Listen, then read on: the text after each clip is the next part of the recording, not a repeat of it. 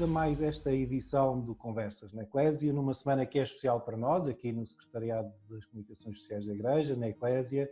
Vamos na preparação para o Dia Mundial das Comunicações Sociais, que é no próximo domingo, este ano num tempo especial, ainda sem celebrações comunitárias da missa em grande parte da Igreja Católica Portuguesa, tirando as Ilhas da Madeira, do Porto Santo e 7 ilhas dos Açores, onde elas já regressaram.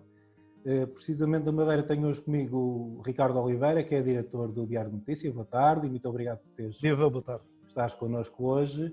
E Débora, tenho comigo o Pedro Conceição, jornalista do Jornal A Defesa. Boa tarde e obrigado por ter estado connosco, por estares connosco hoje, Pedro. Boa tarde, Otávio. Muito obrigado pelo convite, é um prazer. Começo pela Madeira, onde já as consequências da pandemia se vão atenuando e a vida vai regressando cada vez mais depressa ao normal. Ricardo, o convite que eu fiz partiu da mensagem do Papa Francisco. Vou aqui partilhar um bocadinho o ecrã para as pessoas que não estão por dentro do texto. O desafio lançado foi falarmos um pouco desta mensagem para o 54º Dia Mundial das Comunicações Sociais. É uma mensagem para comunicadores e não só, que parte desta ideia central da necessidade de narrativas e da necessidade de narrar-se. De que forma é que como jornalista esta mensagem te interpela e interpela o trabalho de uma redação que tem todos os dias também esta missão de narrar e de encontrar narrativas que sejam inspiradoras? Boa tarde uma vez mais, muito obrigado pelo convite. É sempre um prazer comunicar e narrar aquilo que nos vai na alma. De facto, eu encontro na mensagem do Papa para este Dia Mundial das Comunicações dos grandes desafios. Por um lado, a que contemos histórias, por outro, a que tenhamos memória. E ambas cruzam-se claramente. Um desafio, primeiro, de contar histórias, não histórias da carochinha, também são precisas em determinados contextos, mas histórias com gente dentro, reportagens com rosto e com assinatura. A credibilidade, que é o nosso maior bem, depende muito desta capacidade de retratar de forma autêntica os factos.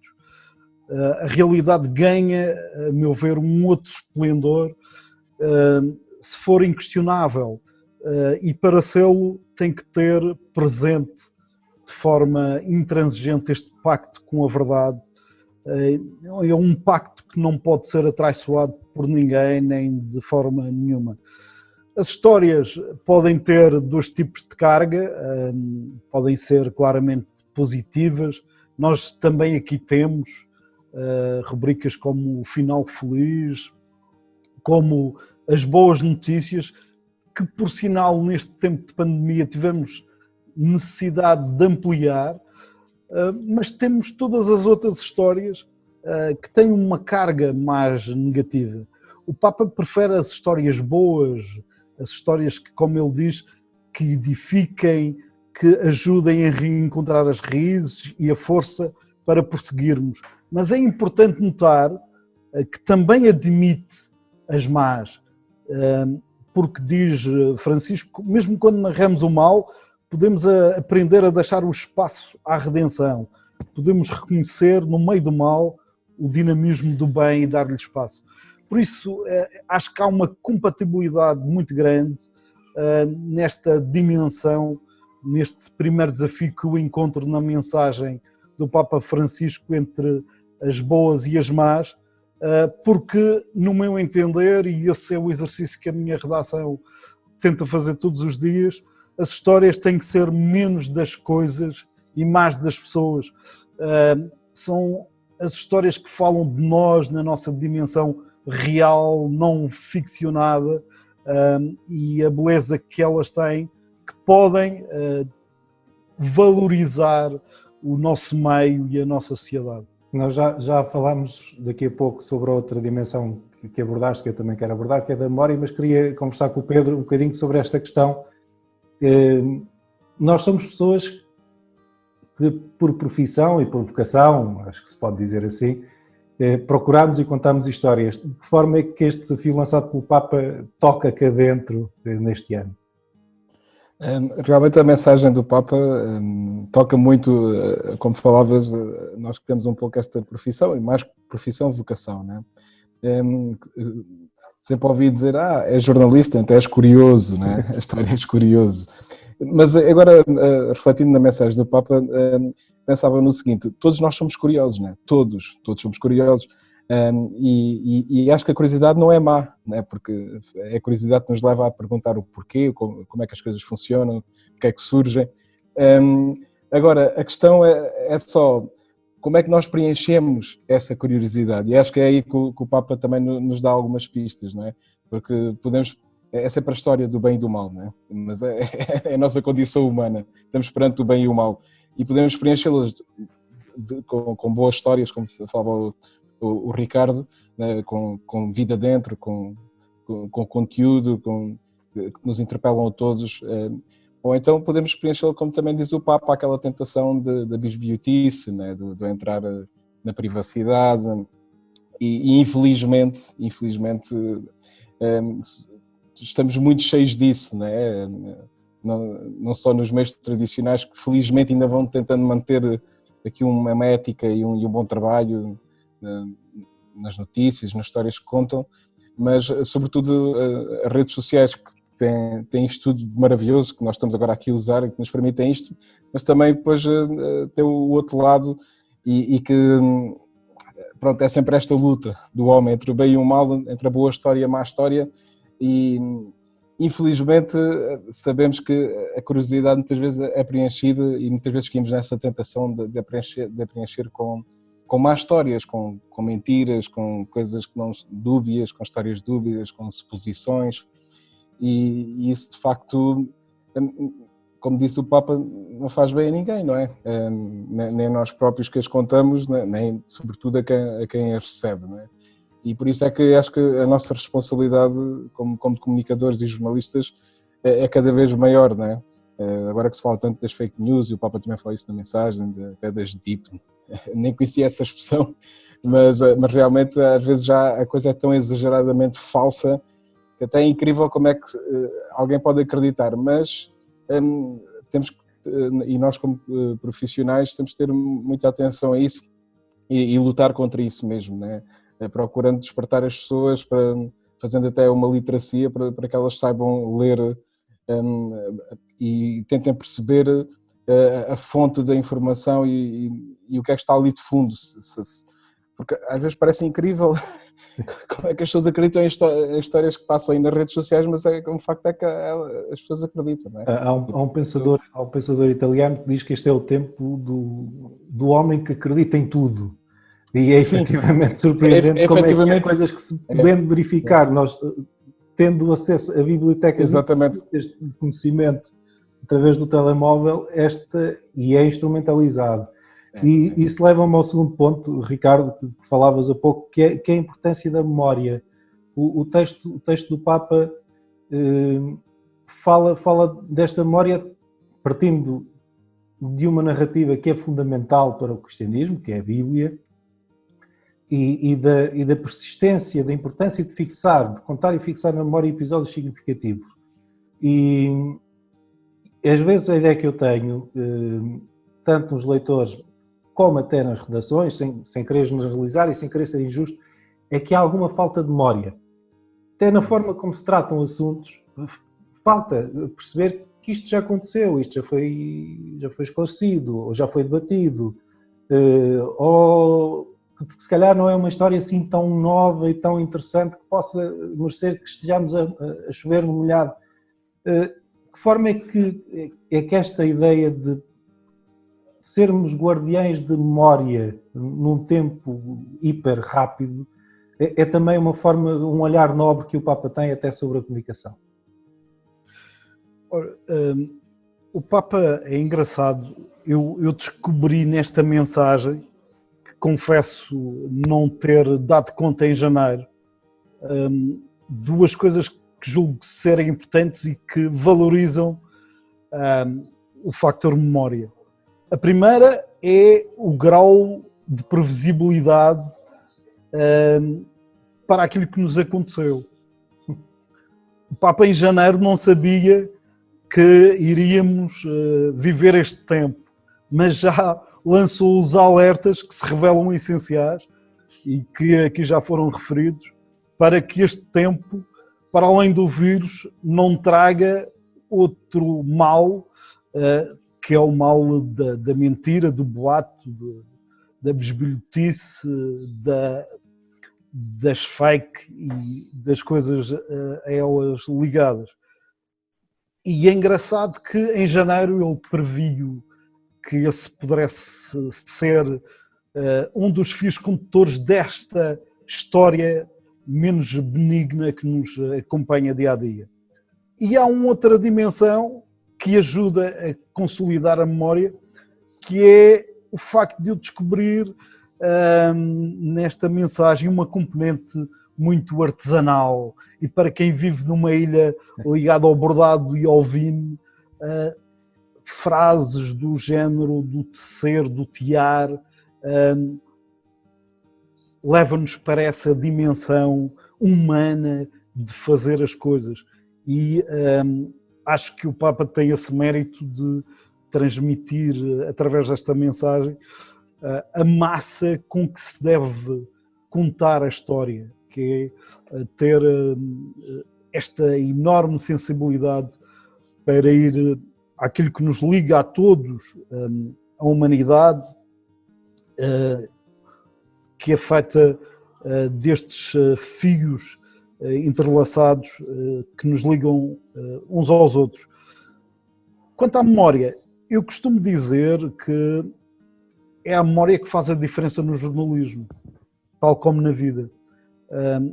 Nesta era do plágio fácil, em que cada um de nós coloca o seu trabalho, o esforço que fez ao serviço de uma população do mundo, porque hoje somos globais, e num ápice alguém se apropria dele sem citá-lo, sem revelar a origem, é o exemplo acabado de como tudo isto está desvirtuado. Logo, temos que introduzir na nossa produção diária e ao segundo muita memória para que a propagação selvagem das narrativas alternativas e até do escrutínio repentista a que todos nós estamos sujeitos, incluindo nisto a ofensa gratuita,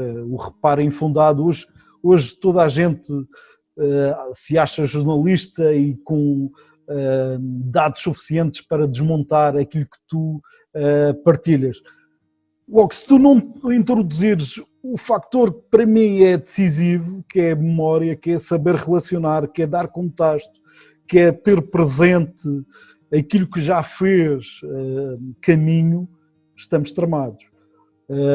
Acho que o Papa dá um contributo sério para a defesa da nossa profissão.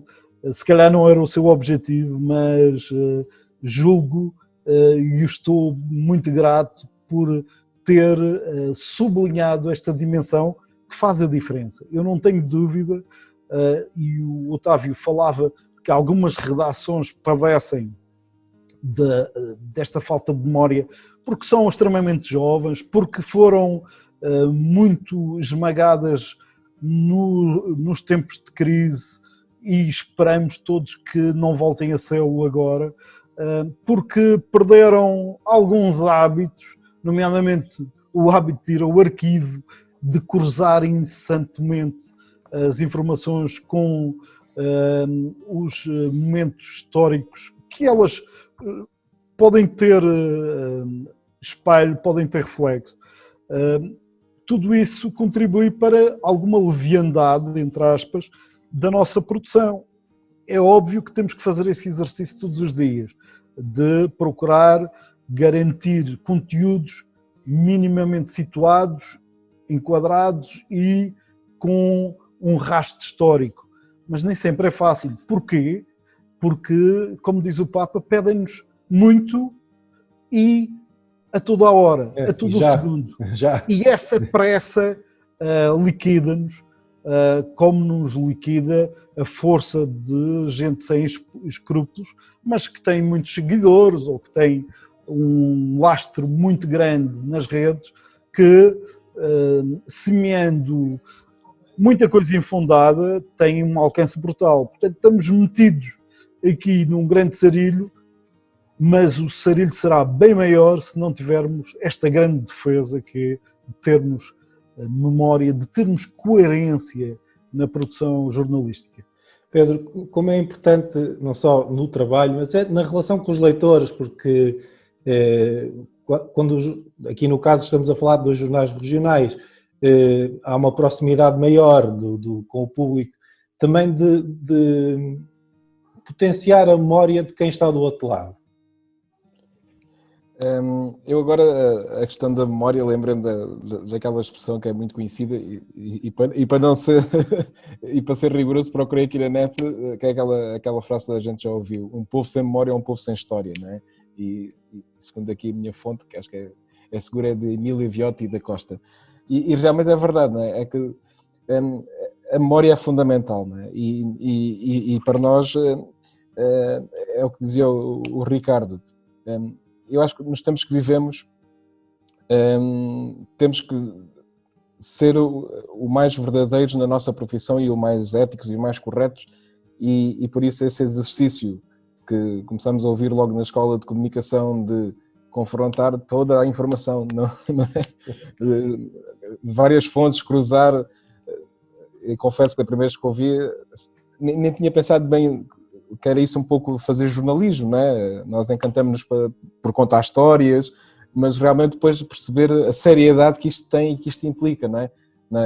E o Ricardo também falava isso. Hoje em dia muitas pessoas, como temos acesso a poder divulgar e a poder partilhar a sua opinião, e acha que é jornalista, mas o ser jornalista é algo muito sério, não é? E temos uma grande responsabilidade, e como falavas na tua questão, na imprensa regional que nós trabalhamos, sentimos isso porque o leitor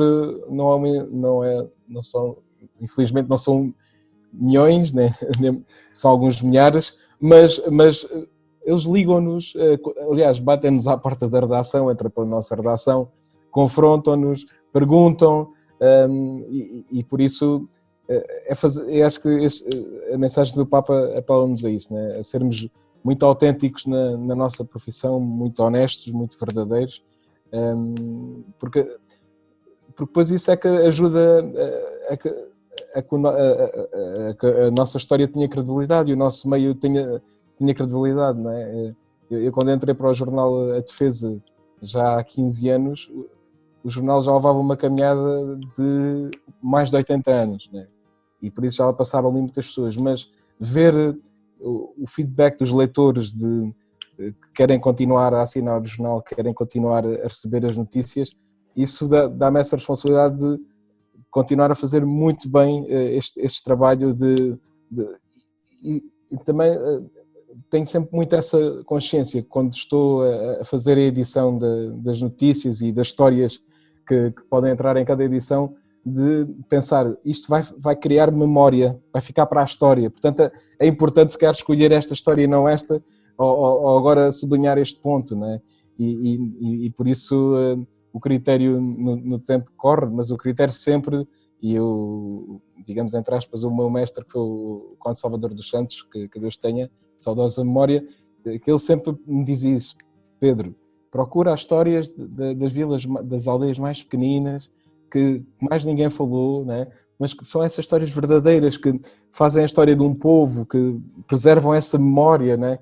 E por isso tem sido sempre muito esse o critério, e nos tempos em que corre, com os desafios que temos, destas falsas notícias, desta grande confusão, acho que é que tentamos todos continuar a fazer, cada um na sua dimensão e no seu registro editorial, esse caminho muito verdadeiro, muito honesto com os leitores. E isso será reconhecido, né? E isso é reconhecido. Portanto, não ir atrás dessa pressa desenfreada, de dar logo a informação, mas ir fazendo esse trabalho muito sério e ir fazendo essa memória, né? A vida vai acontecendo e nós vamos fazendo essa memória e vamos registando-a ainda em papel, ainda fica registado em papel. Sim, que se mantenha e que esteja também um assunto que falaste aí que é importante para todos. No caso da Eclésia não tem assinantes, mas para os jornais e que têm assinantes é importante que as pessoas neste tempo, se puderem, que efetivamente têm um passo em frente e que assinem os jornais que acham que são importantes e que são importantes na sua vida, porque eles precisam se manter. Eu, aliás, sobre isso posso dar um testemunho que corresponde a essa gratidão das pessoas a quem servimos. E as pessoas, quando percebem que a nossa função é dar-lhes mais para que assim eles possam decidir melhor, também são generosos. E nesta altura fizemos vários apelos àquilo que o Otávio estava a dizer, a que as pessoas assinem, porque precisamos todos uns dos outros. E as respostas são eloquentes. Há também fome de informação. O Papa fala e diagnostica que temos fome de histórias, e isso é verdade. As pessoas querem saber o essencial para decidir melhor, para agirem em conformidade. E nesta fase da vida, nesta guerra pandémica, o papel da comunicação social foi determinante para separar o trigo do joio, para separar claramente o que é a informação de confiança das asneiradas mediáticas que se produzem a toda hora. Pedro, depois passo ao Ricardo de novo. Queria colocar uma questão que falámos no início. Além da mensagem do Papa este ano, há porventura algo ainda mais forte, que foi o seu exemplo comunicativo durante o confinamento. Já temos conversado com outras pessoas aqui neste espaço da Eclésia. A minha convicção é que o Papa teve a noção perfeita do momento histórico que vivia e encontrou imagens e símbolos que em 2200, quando alguém for visitar os arquivos e for olhar para o ano 2020, para a ação do Papa, vai perceber que era um tempo de pandemia e que isso foi assumido. De que forma é que este exemplo de comunicação é inspirador e, sobretudo, como é que olhaste para toda esta atividade do Papa no período de confinamento em que o Vaticano esteve fechado e o seu alcance universal? Eu acho que o Papa é o perfeito exemplo de liderar pelo exemplo. E eu acho que esta comunicação agora neste momento não foi ensaiada para este momento. Ele tem sido sempre assim, não é? Ele tem sido sempre assim. Tem vivido sempre. Eu, quando lançavas o repto de analisar um pouco a comunicação do Papa, pensava neste exercício que tenho feito já várias vezes, que é, se repararmos, muitas das frases ou das expressões, ou às vezes pequenos vídeos que depois se tornam virais dele, às vezes estão no meio de alguma homilia ou de alguma mensagem, de alguma comunicação mais oficial, mas se repararem, normalmente o que fica é aquele à parte que ele faz, que levanta um pouco o olhar, tira o papel e quase como... Eu tenho essa memória da minha avó e também das pessoas mais velhas de nos contarem as histórias e depois, quando queriam sublinhar algo mesmo, o ensinamento, quando nós éramos miúdos, né, para nós aprendermos o ensinamento da história, faziam esse sublinhado muito pessoal e chamavam a atenção. E o Papa faz isso muito no seu discurso, mas ele realmente, e este tempo também veio provar mais uma vez essa forma que ele tem de estar na vida, né? Ele é mesmo assim, eu não o conheço pessoalmente, mas isto não pode ser nada ensaiado nem teatro, não é um ator, ele é mesmo assim na sua vida real, na forma de estar, não se conseguia fazer um plano de comunicação para a pandemia em tão pouco tempo. Exatamente. E que as pessoas são o que são. São o que são, exatamente. E ele está a demonstrar aquilo que sempre tem sido, né? De liderar pelo exemplo, e por isso acho que ficará, como dizias, ficará em 2200 ou 2500, aquela imagem poderosíssima, né? Da Praça de São Pedro, ao fim da tarde, a chover, e ele a andar. Eu aqui confesso, quando olhei, vi na televisão, mas ninguém vai até... com guarda-chuva, pensei estas coisas. Sim, sim. Mas pronto, ali, cá está, não é nada ensaiado. Pronto, as normas exigiam não estar mais ninguém. E cá está, e ele assumiu isso. Não, foi agora também como o cardeal Dom António Marto, né, em Fátima, é assumir a nossa realidade, a nossa verdade, e é a narrativa que estamos a contar que é verdadeira, que não...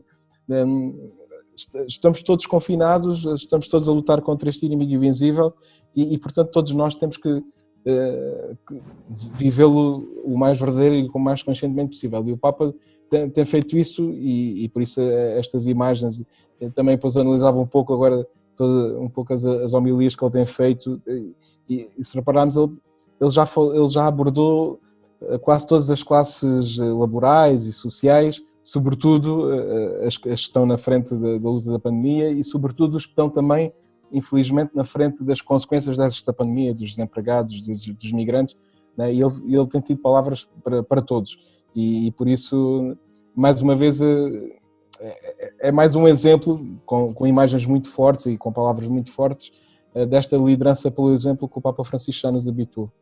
Ricardo, como é que acompanhaste o que foram estes cerca de 2 meses de comunicação do Papa num período específico de confinamento? O Papa revelou-se fiel a um guião que, sendo natural, é o guião de vida. É fácil, portanto, não há plano de comunicação que resista a quem tem um guião de vida tão sólido e que, com o discernimento que todos lhe reconhecem, consegue adaptar a postura a cada momento. Há essa imagem que é esmagadora do Papa só numa praça sem ninguém, uma praça de gente vazia, mas considero que nesse momento estaria lá muito mundo, o mundo que se revê no silêncio, na necessidade de pensar para além daquilo que é a evidência, e julgo que a própria Igreja, eu consegui transmitir para a própria Igreja uma dinâmica de ser precursora em alguns gestos que fariam a diferença neste tempo de confinamento e de exigência que muito daquilo que era a sua habitual postura se alterasse. E a Igreja deu uma resposta a todos os títulos notável e elogiada por todo o lado, porque foi a primeira a fechar, em muitos sítios a perceber que não poderia continuar com uma dinâmica de comunhão que implica muito contacto, ou seja, proporcionaria muita transmissão do vírus. E isso foi um bom exemplo. Queria também sublinhar que o Papa, ao contrário de muita gente responsável e líder, o Papa teve um gesto que nos cala. Queria agradecer ao Papa por se ter lembrado de nós, jornalistas, Sim. De ter rezado por nós. De facto, nem sempre é fácil viver este tempo, que é um tempo de pandemia que coloca desafios novos. Também alguns de nós correram alguns riscos e, como diz o Papa, trabalhamos muito. Eu costumo dizer, e já o disse publicamente e volto a repetir, trabalhamos o dobro, sem dúvida, neste tempo. E porquê? Porque procurar a verdade dá muito trabalho. Não é algo que nos chega pronto a distribuir. E porque também temos que fazer o que nos cabe, que é esta procura incessante pela verdade, e não raras vezes emendar o que os outros fizeram de mal. Para quê? Para que não se gere o pânico, para que não se gere a desgraça em cada instante. E porque também não podemos ficar satisfeitos só com o óbvio, temos que ser muito exigentes em cada instante temos que ser desconfiados, temos que ser curiosos, temos que ser muito mais do que aquilo que nos pedem, e temos de facto trabalhado muito. Registro que através da sua conta no Twitter o Papa se tenha lembrado do Dia Mundial da Liberdade de Imprensa. Sim, e tenha frisado aquilo que já aqui falamos, necessidade de termos um jornalismo livre ao serviço de todos, sobretudo daqueles que não têm voz, que não têm palco, que não têm oportunidade. E por isso acho que o Papa deu mais uma lição de humanidade, sobretudo, mais do que de liderança, de saber estar, mostrou aos homens de boa vontade, e penso que somos cada vez mais, como é que se pode ser eloquentes, profundos e pedagógicos estando no vazio. Obrigado, Ricardo. Obrigado, Pedro, pela vossa companhia. Tenho a certeza que os ouvintes da Eclésia vão gostar tanto desta conversa como eu gostei. E desejo-vos um feliz Dia Mundial das Comunicações Sociais este domingo, celebrado em cada um à sua maneira, mas todos unidos, como dizíamos no início desta conversa, por esta vocação que nos une ao serviço do jornalismo. Muito obrigado. Muito obrigado.